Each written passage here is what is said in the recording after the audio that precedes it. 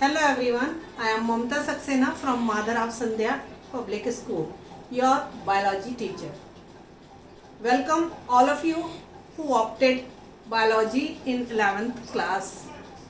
First of all, you should know what is biology.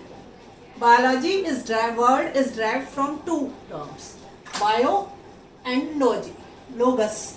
Bio means, as you know, a living organism, and logos means to study. It is the branch of science in we use to study about the living organism. Living organisms are plants, animals and microorganisms. They will be included in the category of living organisms. There is a vast variety of living organisms. Million, billion varieties of all the living form is present on the earth. Many are discovered, many are to be discovered. They are having biodiversity, a large variety of living organisms. And in this class we will study about biology. And the first lesson, we will start with first lesson, that is diversity of living organisms. Large variety of living organisms present around us. So first of all, when we are discussing about living organisms, you should know the difference, the characteristic of living organism and what are the main differences between living and non-living. From the beginning you have studied about the differences between living and non-living organism and the characteristics of the living organism. How will you identify that an individual is a living or non-living? So there are certain features. First of all the living organisms are having definite size and shape. A particular shape they are having, their body size is definite. Plants grow throughout the life, but the animals growth is restricted. They are having definite shape. That's why the living organisms are known as morphous, while non-living organisms are known as amorphous because they are not having any definite shape of their own. Second characteristic is the growth. Growth is the increase in the size of the living organism. As I told you earlier, the plants show growth throughout their life, while the animals show growth up to a certain age. The growth is restricted in animals, but in both of the cases the growth is internal. It takes place by it is controlled by protoplasm and takes place by cell division. The cell divide and give rise to new cells and the size or shape of the object increases. But in the case of non-living organism, if the growth is there, either the growth is not there, or if it is present, it is external, excretion. Means they are having external deposition of the substance, as you have studied about sedimentary rocks. It is the deposition, layer by layer deposition of the soil that increases the size of the rock. So that is an external growth. Next is the reproduction. You know, all the living organisms, they are having the ability to give rise to their own type through asexual method or sexual method. There are two methods of reproduction and they are having a ability to give rise to the same type of individual. That is not the feature of non-living organisms. They cannot reproduce by themselves. They cannot increase their number. Next feature is the metabolism. What is metabolism? It is the metabolic activities, means the internal biochemical activities that are taking place inside the body of the living organism. All the biochemical reaction or the activities that are taking place, they are divided into two categories.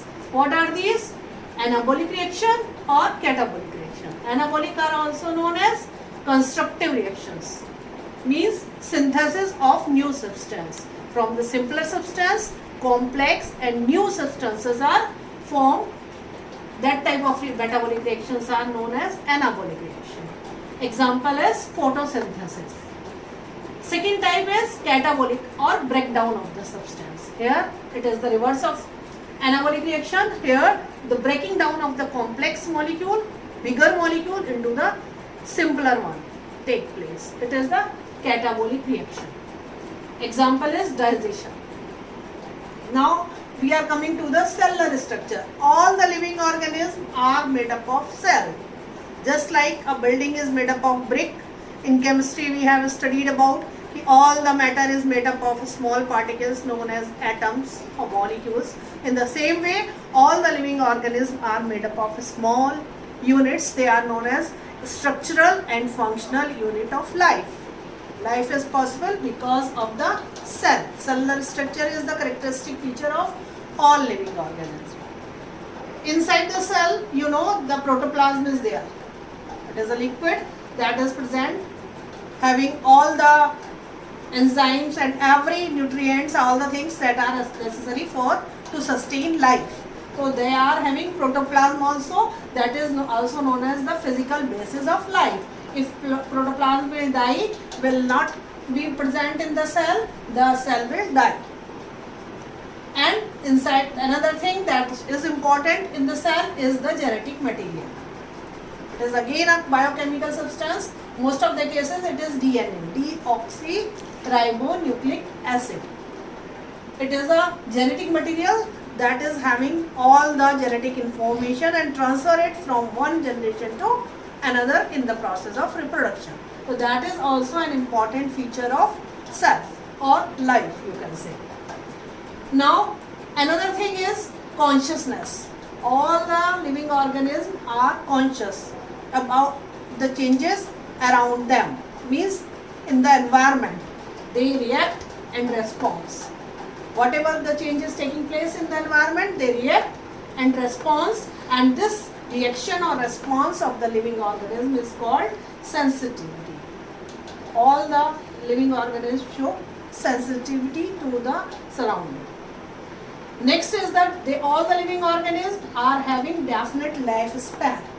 What do you mean by lifespan? It is a duration from the birth till the death of the living. All the living organisms are having a definite life period.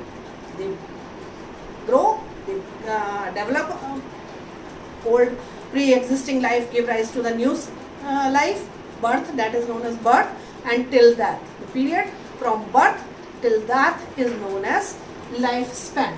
And there are definite phases in between from the birth till death. First is the birth, then growing stage of a new individual is known as juvenile stage. After that, it is a reproductive stage in which the sex organs are fully developed and an individual is able to give rise to reproduce, you can say, or give rise to new individual. Then aging takes place, the cells start deterioration, they stop working, that is known as aging.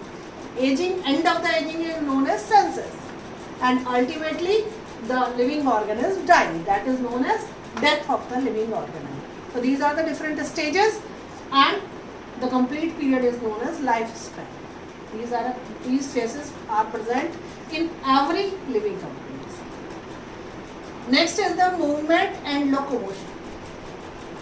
Movement, if certain restricted to certain part or certain places only, movement and locomotion from one place to another. If the movement is from one place to another, like in all animals, movement is the characteristic feature of both animals and plants. But in plants, locomotion is not there. They are showing movement or curvature movements only. While animals show locomotion also. They move from one place to another in search of shelter, food, etc. So that is also an important feature of life. Now, another important thing is adaptation. All the living organisms adapt, change themselves according to the changing environment. You know, environment keep on changing, and all the living organisms are having the ability to change themselves according to the changing environment. This phenomenon is known as adaptation. And lastly, it is morphogenesis. Morpho means development of body part. Morphogenesis is about the sexual reproduction. Sexual reproduction is the fusion of two gametes, male and female gamete, fuse together and give rise to a single cell known as zygote. The process is known as fertilization, and the zygote is developed. So this zygote will develop into blastula. In next class you will study the process in detail, morphogenesis process in detail, but you should know all the living organisms show morphogenesis. They develop from a single cell known as zygote. The cell divide and give rise to blastula stage. They further divide and give rise to gastrula stage. Gastrula stage, during gastrula stage, 3 germinal layers are formed. Diploblastic, in the diploblastic animal, 2 germinal layers are formed. In triploblastic animal, triplo means 3. So they are having 3 germinal, and from these germinal layers different organ and organ system develop. And when these organ and organ system develop, they give rise to a new organism. These are the features of all the living organisms, and you can differentiate on the basis of these features living organism and non-living. Next session we will study about these biodiversity in detail. Thank you.